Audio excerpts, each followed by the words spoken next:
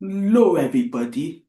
Well, Barbara month is nearly over, and once again, I can't help but feel the almost over Barbara month blues. But how will I get over it on such a special day like my birthday?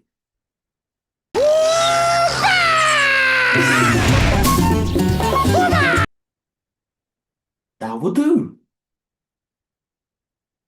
In a lineup of Marsu cartoons, my friend Marsu easily stands out as overlooked. I hear more people talk about the train wreck that is the Disney show, or the one I personally grew up with, Marsu 2000. Sometimes people even think this show is the second season of Marsu 2000, which is not true. It's not. But regardless, there's still quite a lot to love about my friend Marsu. From the title cards to the music to the characters and even the themes of the show. There's a lot to get to, so here's my top 12 My Friend Marcy episodes. Why top 12?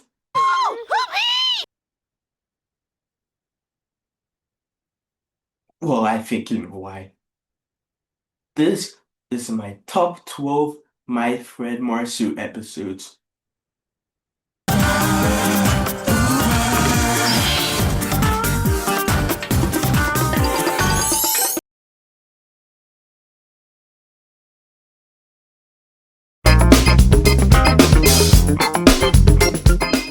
Number 12, The Flying Burglar. Recently, there's been a bunch of break-ins and robbery from what many call the Flying Burglar. And with the timing of Morris's interest in human objects, he is seen as the primary culprit even though he is innocent. It is up to Marsu and you to not only get the flying burglar, but also set the record straight. What I like about this episode is that it's one of the few media that managed to get the Sonic Adventure 2 syndrome right. You know, that one trope where the main character gets confused with another character and gets the blame even though they look nothing alike. In this episode, they immediately brush it off out of the way, which is good. The episode also manages to be both suspenseful and still pretty funny. In fact, everything about the flying burglar is interesting, even the twists surrounding the burglar, which I'm not even going to spoil you who the flying burglar really is. Go check out the episode. It is a solid episode that not even the flying burglar can resist stealing.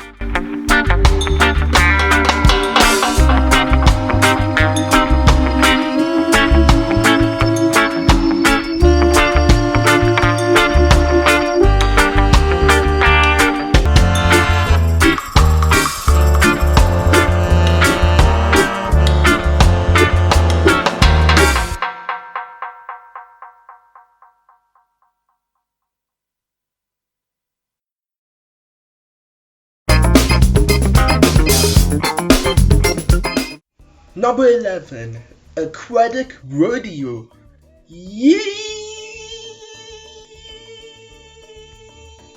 Ah. David and Didi are building a biojet for the Chiquito Grand Prix.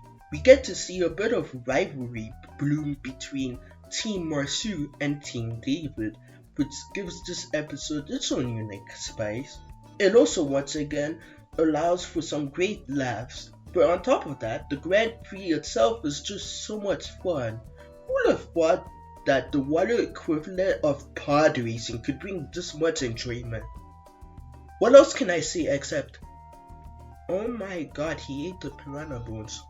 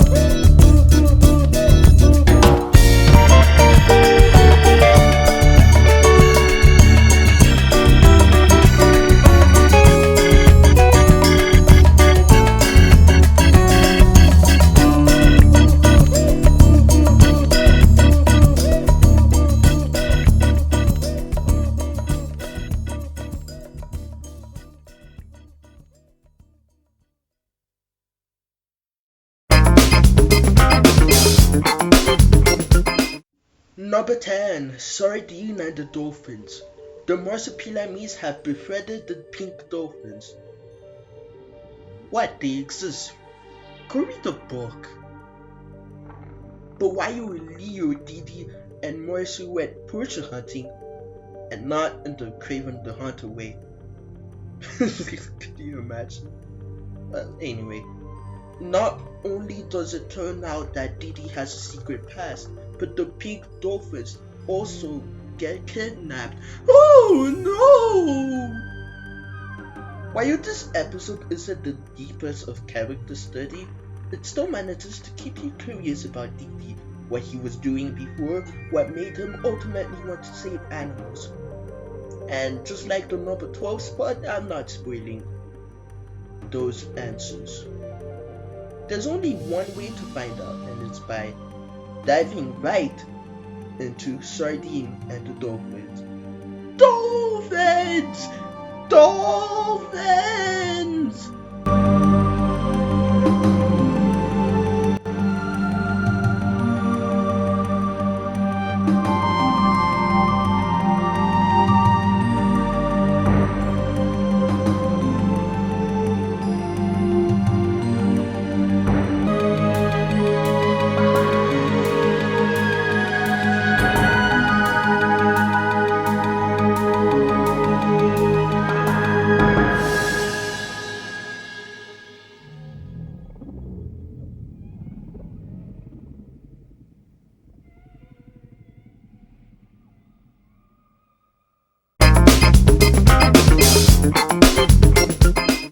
Number 9. The Treasure of Santa Pioca. El Dantor, who bizarrely looks like the villain from Norm of the North, is on the lookout for the Treasure of Santa Pioca, and the Jordans are here to help along with the Marsupilamis. What we have here is another great episode that's not only got new information, but also just a neat adventure. There's already a water-based episode on this list, so I'm starting to wonder if maybe I just have a thing for water themes, maybe. But anyway, another thing I liked about it is that it felt like a mini archaeological quest in the vein of DuckTales or Indiana Jones, but like I said earlier, on a smaller scale, which really fits for this episode. This is a treasure trove of a good episode.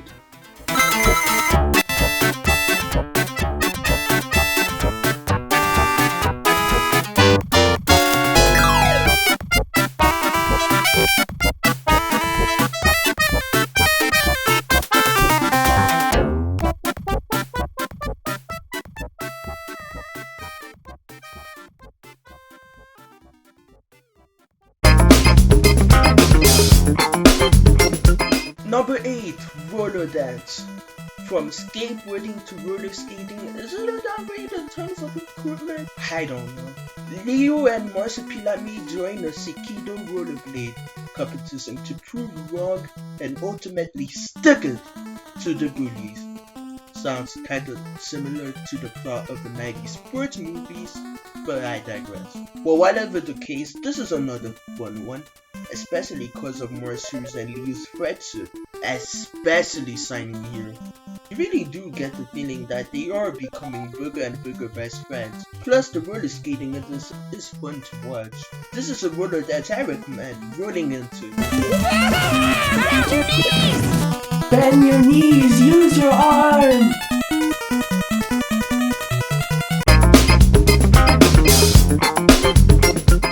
Number 7. Protector of the Marsupilamis.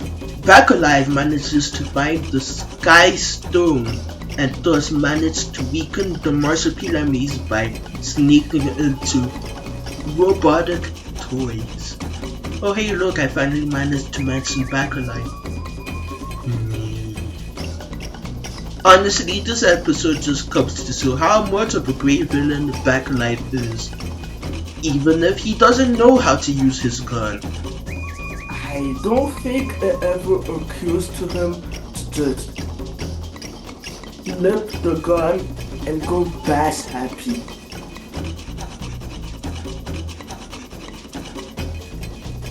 We also get to find out a little more about being a Yamatunga, protector of the Marsupilami, as well as a little bit of history with the Marsupilami. Overall, this episode really is as strong as a Marsu.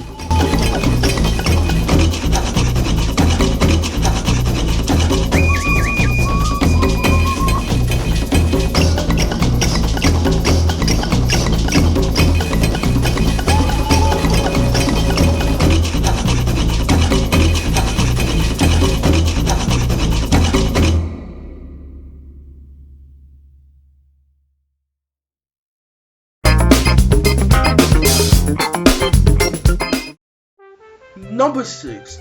I'm living like Marsu. The weather is turning out not too great. In fact, it turns out the weather is so bad that the Jordans need to learn to adapt like a Marsupilami. Okay, so what I liked about this episode is that it's got a really solid idea and the execution actually more than delivers. I also like that this shows how they would deal with danger in a confined spot, which usually doesn't happen for My Friend Marsu. This is an episode that will surely bring a hail of a good time. Come on, King of the Jungle! Try to steal the ball from me! You have to dribble past the other team! Oh wait, I forgot you have a long tail.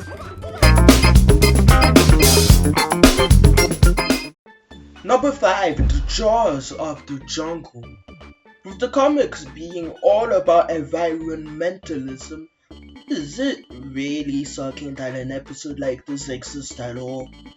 Many plants have been mysteriously taken out, leaving behind holes that have been appearing all around the Amazon.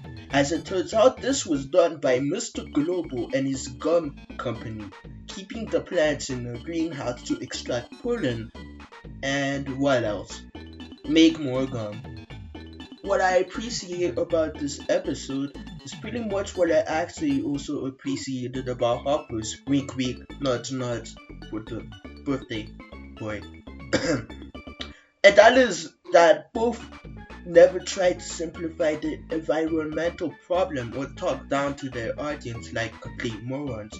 It's also really funny. Plus the fight against the giant plant is fun. In the jaws of the jungle, it's best not to mess with the Amazon.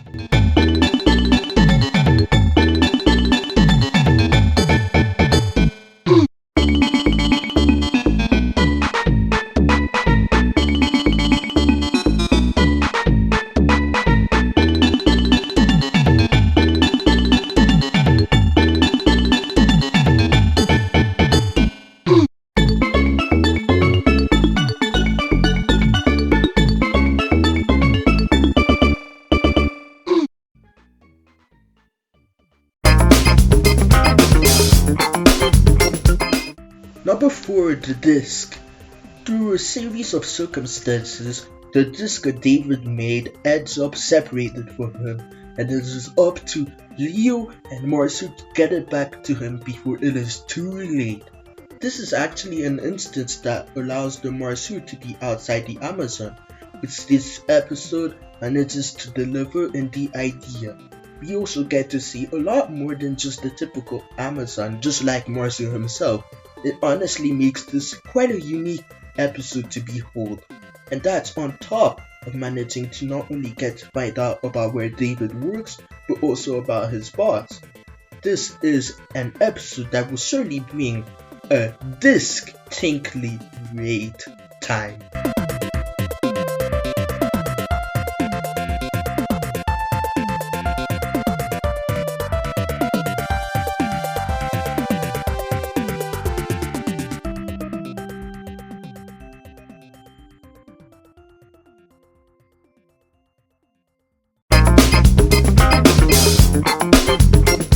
Number 3, Prehistoric Marsu. Yeah, it's not canon anymore, I get it. But I still like this episode, okay? A prehistoric Marsu egg gets found hatched and taken care of. The idea of a prehistoric Marsu is honestly one that I really get behind, especially after the whole Blue Rock fiasco, revealing how long the Marsupilami species have been really around, even if that is only 2 episodes later, but sorta. What makes this work for me is especially how the prehistoric Marsu himself is written. I think it was Gus' instinct, but at first I was actually worried they were going to make him too annoying. But they actually managed to hit the sweet spot to the point that when he feels alone, you really do feel bad for him. He's just a goober, I love him.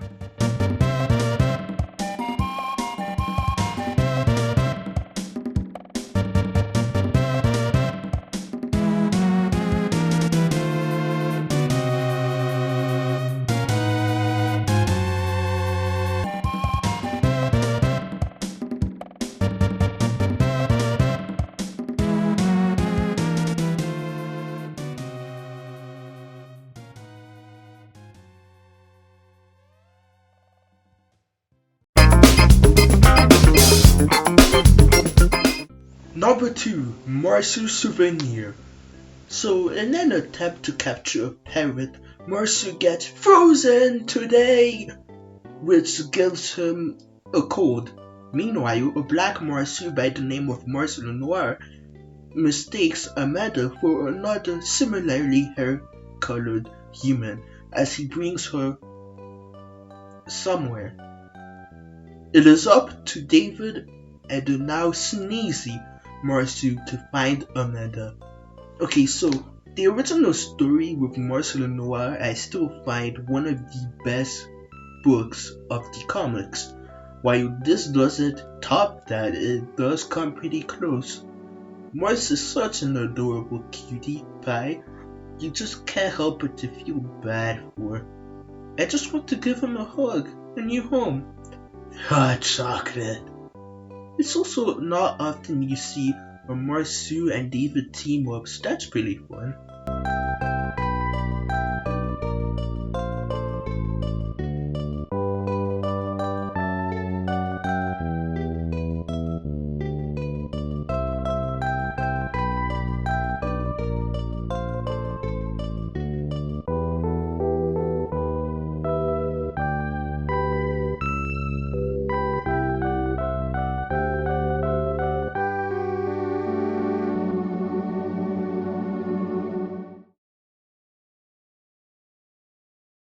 And the number 1 episode is Marsu Halloween. I got you, didn't I? Some of you might be asking why I put this over Marsu Souvenir. Honestly, I just like this one more. Probably doesn't help that I have a huge bias when it comes to Halloween stuff. Honestly, this episode kinda reminds me of Gravity Falls Submarine episode, where both shows have the disadvantage that they take place over the warm weather. So in the case of My Friend Marsupilami, what was done was that the episode received its own unique atmosphere, not quite like any other episode where it's a lot more down to earth. Really, the whole atmosphere of this episode is cozy. I especially loved the whole tomb exploring moment, that was a treat. And apparently they really loved using this one shot in the credits. Overall, this is my all-time number 1 My Friend Marsupilami episode.